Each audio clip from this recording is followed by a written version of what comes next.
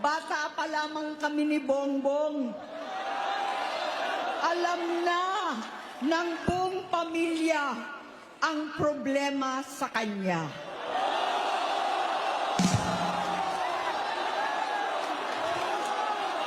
Sa totoo lang, mababasa naman ng lahat ang mga testimonya ng aking ama patungkol sa kanyang ugali at gawain.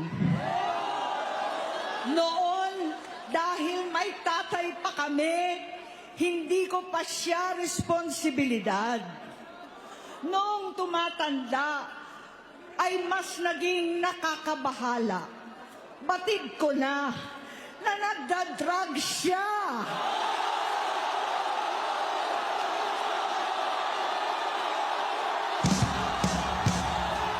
Nalaman ko at ng pamilya, nalaman ng pamilya, seryoso ito. Minsan, kami ng Presidential Guard at Metro Gompa ang naglilinis tuwing nagpa-party po sila. Namuhay kaming magkakapatid sa ibang bansa. Kami-kami lang. Kinumbinsi ko pa si Bongbong, pakasalan mo na si Lisa. Naisip ko noon, kapag nag-asawa siya, malalagay na sa tahimik at magkakaroon ng direksyon. Ang laki ng pagkakamali ko. Mas lumala ang kanyang pagkalulong sa droga.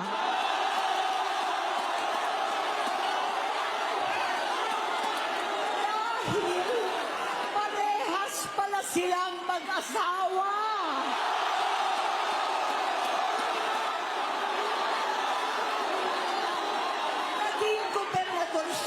Ilocos, alam ng mga tao doon na halos hindi siya pumapasok.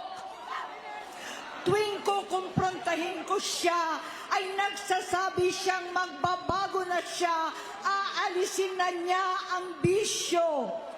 Hanggang sa may nagsumbong na naman sa akin na sa paggising pa lang sa umaga, kasabay ng almusal, marijuana pala.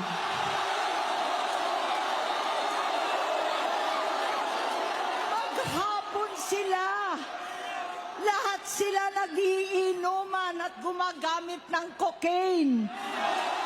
Kasama ng asawa at barkada. Tulad ng ama ko, kinastigo ko ang mga barkada niya.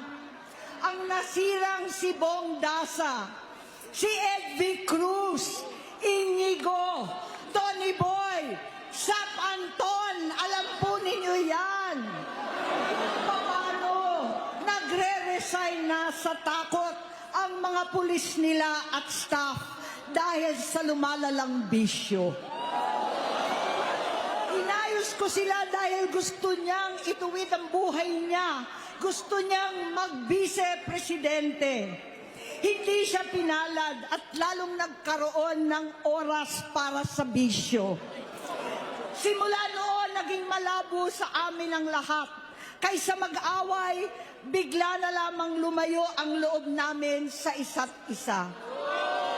Noong 2016, kasabay ng kampanya ni dating Pangulong Duterte laban sa droga, lumabas ang pangalan ni Bongbong sa listahan. Nakasama siya sa listahan ng mga celebrities, mga artista, Maricel Soriano at iba pa. Masinsinan kong kinausap si Pangulong Rodi.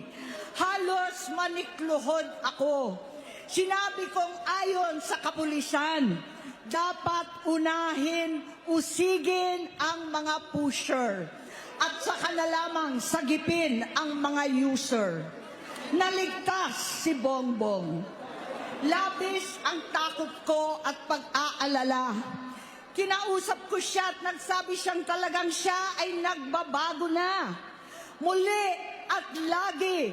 Hindi ako nawalan ng pag-asa. Ako'y naniwala ulit.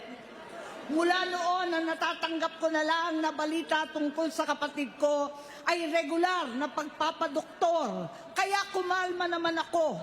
Inisip ko, totoo, dahil naoperan na ang tuhod niya sa gout. Siguro, totoo na ito.